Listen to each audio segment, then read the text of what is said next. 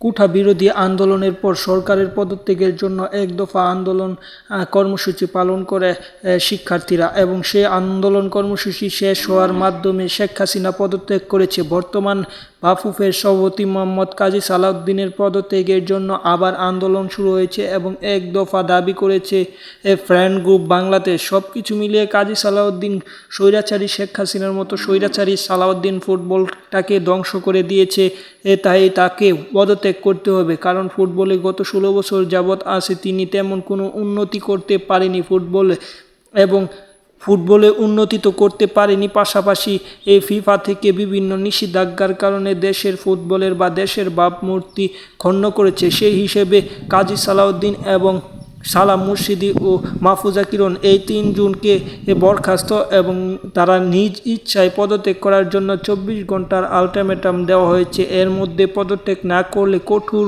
থেকে কঠোর কর্মসূচি পালন করবে বাংলাদেশ ফুটবল ফ্যানরা।